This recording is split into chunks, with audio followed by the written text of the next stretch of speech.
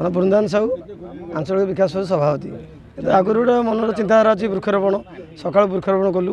ତାର 6 ନମ୍ବର ହସ୍ପିଟାଲଟି ରକ୍ତଦାନ ଶିବିର ହୋଇଥିଲା। କେବଳ ଲୋକମାନେ ଯେଉଁ ରକ୍ତ ଅଭାବ ଯୋଗୁଁ ଲୋକ ଯେଉଁ ମାନେ କଷ୍ଟ ଭୋଗୁଛନ୍ତି, ଲୋକ ମୃତ୍ୟୁବର ପଡ଼ୁଛନ୍ତି, ତେଣୁ ରକ୍ତ ଦେଲେ ଆମେ ସାଧାରଣତଃ କାହା ଜୀବନଟେ ବଞ୍ଚାଇ ପାରିବୁ। କେବେ ଆପଣ ଦେଖିଛନ୍ତି ସେମିତି କେହି ଜଣ କଷ୍ଟ ପାଉଥିବେ, ଆପଣ ଚେଷ୍ଟା କରିଥିବେ? ନିଶ୍ଚୟ ନିଜେ ଗୋଟେ ରକ୍ତ ଦରକାର ହେଲେ 3-4 ଦିନ 6 ନମ୍ବରଠୁ ମାନେ ଏଠି ସବୁ ହସ୍ପିଟାଲ ବୁଲିଛି। ଗୋଟେ ପେସେଣ୍ଟ ରକ୍ତ ନିହାତି ଦରକାର ଥିଲା ଅପରେସନ୍ କେସ୍ରେ। ରକ୍ତ ମାନେ 2 ଦିନ ଆମେ ବୁଲିଲୁ। ଓ ପଜିଟିଭ ରକ୍ତ ମିଳିଲାନି। ତାର ଏକ୍ସଚେଞ୍ଜ କଲୁ, ଏକ୍ସଚେଞ୍ଜ କଲେ ସୁଦ୍ଧା ମିଳିଲାନି। ନିଶ୍ଚୟ ଲୋକଙ୍କ କାମରେ ହିଁ ଲାଗୁଛି କି, କିନ୍ତୁ ଶିବିର ଯେତିକି କରିବା କଥା ସେତିକି ଶିବିର ହେଇପାରୁନି। ଶିବିର ସଂଖ୍ୟା ବହୁତ କମୁଛି। ଆହୁରି ଲୋକମାନେ ସଚେତନ ହେବା ନିହାତି ଦରକାର। ଲୋକ ଆସ୍ତେ ଆସ୍ତେ ପରିବର୍ତ୍ତନ ହେଲେଣି।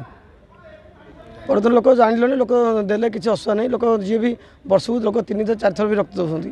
ଇଏ ଆମର ସ୍ୱେଚ୍ଛାସେବୀ ଗୋଟେ ପରିବାର। ଯେଉଁ ପରିବାର ରବିବାର ଯେଉଁ ସଫେଇ ହେଉ, ବୃକ୍ଷରୋପଣ ହେଉ, ସମସ୍ତେ ଆମେ 3 ଘଣ୍ଟା ଯେଉଁ ସମୟ ଯାଉ, ସେଇ ଟାଇପ୍ରେ ଆମର ଗୋଟେ ବନ୍ଧୁ ମିଳନ, ନିଆରା ବନ୍ଧୁ ମିଳନ ଗୋଟେ। କ'ଣ ଆଜି ବେଷ୍ଟ ଗିଫ୍ଟ ଆପଣ ପାଇଛନ୍ତି? ସମସ୍ତେ ଭଲ ପାଇବା ପାଇଛୁ। ସମସ୍ତେ ଭଲ ପାଇବା ଆପଣ ସକାଳ ବୃକ୍ଷରୋପଣ ହେଉଛୁ, ରକ୍ତଦାନ ଶିବିର ସମସ୍ତେ ପାଇଛନ୍ତି।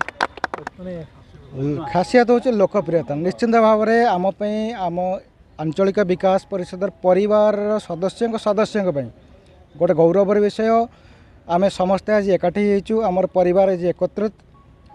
ଯେଉଁ ରକ୍ତଦାନ ବିଷୟରେ ଆପଣ କହିଲେ, ରକ୍ତର ଯେତିକି ଆବଶ୍ୟକତା ରହୁଛି ଦୈନନ୍ଦିନ, ସେତିକି ପରିମାଣରେ ରକ୍ତ ଏଠି ମିଳୁନାହିଁ। ତେଣୁ ସେଇ କଥାକୁ ଚିନ୍ତା କରି ଆମେ ଯେଉଁ ଆଜି ରକ୍ତଦାନ ଶିବିର କରିଥିଲୁ, ସେଇଟାକୁ ଆମେ ଥାଲାସେମିଆ ରୋଗୀମାନଙ୍କ ପାଇଁ ଉତ୍ସର୍ଗୀକୃତ କରିଥିଲୁ। କାରଣ କ୍ୟାପିଟାଲ ହସ୍ପିଟାଲ ଦୈନନ୍ଦିନ ଆପଣ ଦେଖିବେ 300ରୁ 400 ଥାଲାସେମିଆ ପେସେଣ୍ଟ ଅଛନ୍ତି।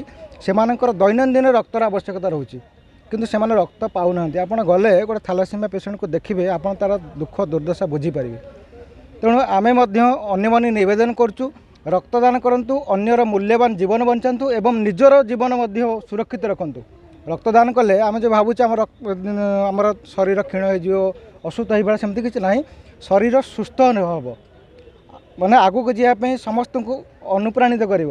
ଆଜି ଯେଉଁ ମିଶନ ରକ୍ତଦାନର ଆନୁକୂଲ୍ୟରେ ଆମେ ଯେଉଁ ରକ୍ତଦାନ ଶିବିର ଆୟୋଜନ କଲୁ, ଆମେ ତାକୁ ଥାଲାସେମିଆ ରୋଗୀମାନଙ୍କ ପାଇଁ ଉତ୍ସର୍ଗୀକୃତ କରୁଛୁ। ଅନ୍ୟମାନଙ୍କୁ ନିବେଦନ କରୁଛୁ, ରକ୍ତଦାନ ପ୍ରତି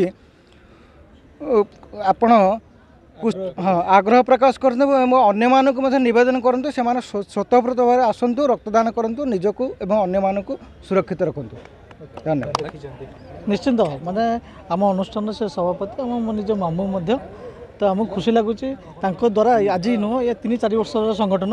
ଏ ସଂଗଠନ ଖାଲି ନୁହଁ ଯେ ଆଜି ତ ରକ୍ତଦାନ ନିଶ୍ଚୟ ଗୋଟେ ମହତ୍ କାମ ମାମୁଙ୍କ ଦ୍ୱାରା ହୋଇପାରିଲା। ତା ପୂର୍ବରୁ ବି ଆମେ ବୃକ୍ଷରୋପଣ ଆଉ ସଫେଇରେ ଆମେ ବେଶୀ ପ୍ରାୟୋରିଟି ଦେଉ। ପ୍ରତ୍ୟେକ ରବିବାର ସାପ୍ତାହିକ ଅନୁଷ୍ଠାନ ହିସାବରେ ଆମ ନିଜ କର୍ମ ଆମେ ଭାବି ନେଇଛୁ। ସପ୍ତାହ ହେଲେ ରବିବାର ହେଲେ ଆମେ ଓଳେଇବୁ, କେଉଁଠି ନା କେଉଁଠି ଜାଗାରେ ହେଇକି ଓଳେଇବୁ, ସଫା କରିବୁ, ତା ସହିତ ବୃକ୍ଷରୋପଣ କରିବୁ। ଏଇ ଦୁଇଟା ହେଉଛି ଆମ ମୁଖ୍ୟ ଉଦ୍ଦେଶ୍ୟ। ଆଉ ଏ ମହତ୍ କାମ କେବଳ ହେଇପାରୁଛି ଆମ ସଂଘର ସଭାପତି, ଯାହାଙ୍କ ପାଇଁ ଆଜି ଦିନଟା ତାଙ୍କରି ପାଇଁ ହିଁ ସୁଚାରୁ ରୂପେ ତୁଟେଇ ହେଇପାରୁଛି। ନିଶ୍ଚିନ୍ତ, କିନ୍ତୁ ଧୀରେ ଧୀରେ ଲୋକଙ୍କୁ ସଫା କରୁଛନ୍ତି, ହଁ ନିଶ୍ଚୟ କହିବା। କାରଣ ଏଇଥିପାଇଁ ଯେ ଆମେ ଶୁଣନ୍ତୁ, ଯେତେବେଳେ ଆମେ ଆରମ୍ଭ ହୋଇଥିଲା ସଂଗଠନଟା ବହୁତ କମ୍ ଲୋକର ଥିଲା, ମାନେ 10-15 ଜଣ ଭିତରେ ଆରମ୍ଭ କରିଥିଲୁ। କାରଣ ବର୍ତ୍ତମାନ ଆମର ସଦସ୍ୟ ସଂଖ୍ୟା 150-200ରେ ପହଞ୍ଚିଲାଣି। ଏ ବହୁତ ମାନେ ବୁଦ୍ଧିଜୀବୀ ବି ଆସିକି ଆମ ସଦସ୍ୟ ହେଲେଣି ଏବଂ ଆମ ସହିତ ସେମାନେ ବି ଝାଡ଼ୁ ଧରି ବାହାରି ପଡ଼ୁଛନ୍ତି ରବିବାର ହେଲେ ସଫେଇ କରିବା।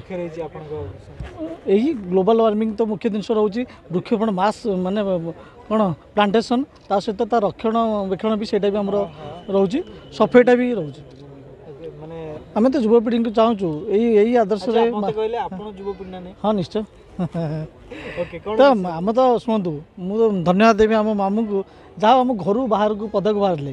କାରଣ ସେତେବେଳେ ଧୀରେ ଧୀରେ ପ୍ରଥମେ ଯେତେବେଳେ ଆମେ କୌଣସି ଯାଉଥିଲୁ ଦାଣ୍ଡ ଓଳେଇବା ପାଇଁ ଆମକୁ ଲାଜ ଲାଗୁଥିଲା, କାରଣ ଆମେ ନିଜ ଦାଣ୍ଡ ଓଳଉନଥିଲୁ। କିନ୍ତୁ ଏବେ ଧୀରେ ଧୀରେ ଆମେ ଶିଖିଗଲାଣୁ, ରବିବାର ହେଉ କି ମାମୁଁଙ୍କ ଗୋଟେ ଫୋନ୍ ଆସୁ, ଅନୁଷ୍ଠାନ ସମୟ ଆସୁ, ଆମେ ସାଙ୍ଗେ ସାଙ୍ଗେ ବାହାରି ପଡ଼ୁଛୁ କେଉଁଠି ମନ୍ଦିର କି କୌଣସି ମାନେ ଅଲଗା ରାସ୍ତା ସଫେଇ ଯେଉଁଠିକି ହେଉ, ଆମେ ବାହାରି ପଡ଼ୁଛୁ ସଫା କରିବା ପାଇଁ।